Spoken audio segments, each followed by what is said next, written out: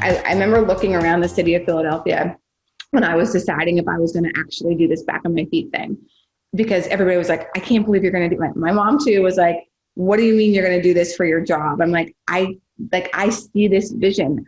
I think I can help these guys get jobs. I can raise money. I can make this into a real nonprofit.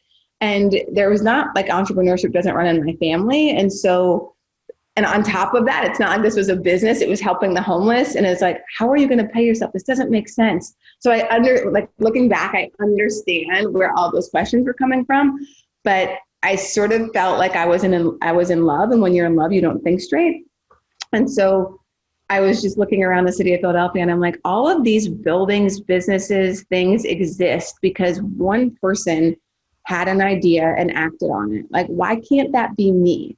And so I think that level of confidence combined with humility and just this ridiculous desire to help people is what really served me well. And yeah, I just kept my feet on the ground through the whole process. And that, growing up in North Dakota, I think you learn that like people who have egos back in North Dakota, it's just not received well. Yeah, no, I think that's great. I mean, I totally agree with you on that. I think that, I always joke, everyone's like, why do you talk so much about North Dakota? I'm like, it just really shapes you, I think, into being such a different person than, not to say anyone else. I've met people from Africa who are very similar to me. So it's not like I'm saying, North Dakota is a completely different special breed of people, but I do think that you're right. It's very articulated to say that it's just not well received in terms of ego or brassiness over there. So, yeah. And you think about the job that parents do, it's this fine balance of giving you confidence, but not giving you hubris and like thinking you're better than everybody else. It's keeping you again with your grounded, but telling you that you're good enough and that you can dream big and do whatever you want. But don't forget to treat people well along the way.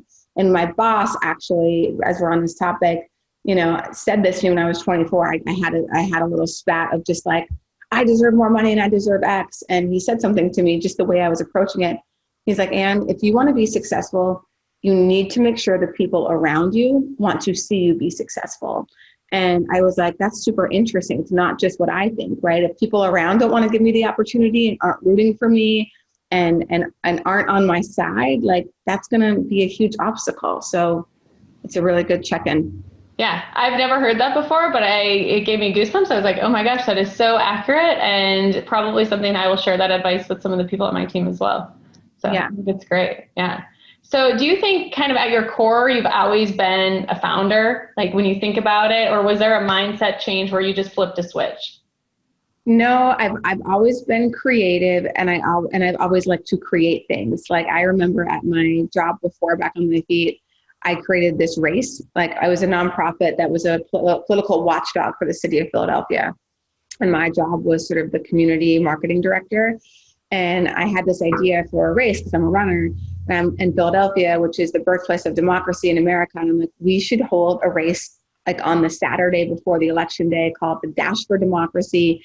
Anybody can come and dress in support of their own candidates, their issues, whatever you believe in. And like, we'll run together because that's what America's all about. And so I created that race and had 1,000 people its first year. And like, it didn't work out. Like it didn't make as much money as we thought. And we decided not to do it next year. And I'm like, I'll never be able to create anything as cool again. Like that was my one shot. Like, that's what I remember thinking. And I was so disappointed.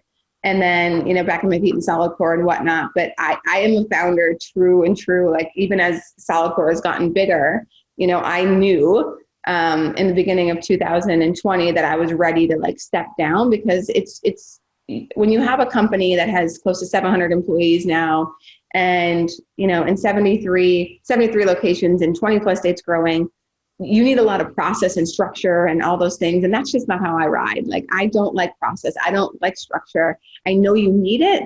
And I know, and I put sort of enough in place for my own appetite. But at some point, like, I'm like, we need a leader who really understands and drives that. And I can continue to be the founder and the executive chair and get to do the things that I want to do. But the CEO really needs to have a solid understanding of process and rules, unfortunately, So yeah, and that's sort of what happened. So I think that that will be my continued path for the rest of my life, is starting things, getting them to a level, and then handing them off to the person who's better suited to run them when they get to a certain level.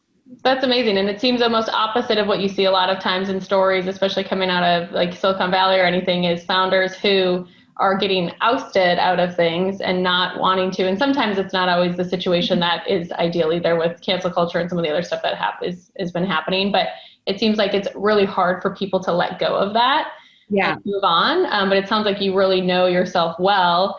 Do you find it hard to not step back in and get too involved or do things if you see them going a different direction than what you would want? Oh, that definitely happens. It's not different direction, so to speak. Like with Back on My Feet, it was actually easier because when I decided that I was going to move on, I had Solidcore. I was like, I have my idea for the next thing I want to do. So I was so fixated on it that I almost didn't have time, for Back on My Feet. So I, did everything I said I was going to do much faster than the time frame I was given. I'm like, okay, great, I'm done. The board's got it. We're like going through the process of hiring a new CEO, which I'm going to help with. But I'm like, I'm going over here. And I haven't really had too many of those issues with Back on My Feet of like hanging on. But it took me a while, Stephanie, in the time when I was deciding, like when I started to hear the voices again, which was 6 months before I actually moved on, was like, it's time to do something else. And I'm like, no, like I'm not doing that. Like this thing is really successful. What if I fail at this next thing? What if I can't deal with that? Like, why would I walk away from this thing that I've gotten so much joy out of, and it's been really successful, and all these awards and everything else that comes with it? But this voice never went away. And I sort of realized like, okay, like this is telling me something, that it's time for me to turn over Back on My Feet to the next best leader. And it's time for me to go start my new thing. And so with Solidcore, now that I'm not CEO and I'm executive chair, it's a little different because I'm still involved. But the best news here is the person who's the CEO I've had a working relationship with for 3 years or so. And I trust him, and he comes to me when he needs to. And he's shown me that. So I know he's not going to do anything, without the proper consent on the bigger items. And he knows that I trust him to operate the company at the level that he is put in position to do. Yeah. So it's almost a simple tip, but it's not simple, but really finding someone you trust to be able to finding someone you trust that you can hand the reins over to, so that then you can really be able to back away a little bit more, so that, because they'll take your vision on and keep moving forward. Yeah, totally. And it's frankly, as a founder, I say this a lot too. If you're building something that only works with you when you're involved, you got to check yourself, because that is ego driven, and you're not doing your job as a founder to put the foundation and the infrastructure in place that it works without you. And honestly, Stephanie, one of my proudest moments is the fact that Back on My Feet is still thriving, still growing, still, getting $1 million grants now. Like, it's like, that's what I can feel great about that job.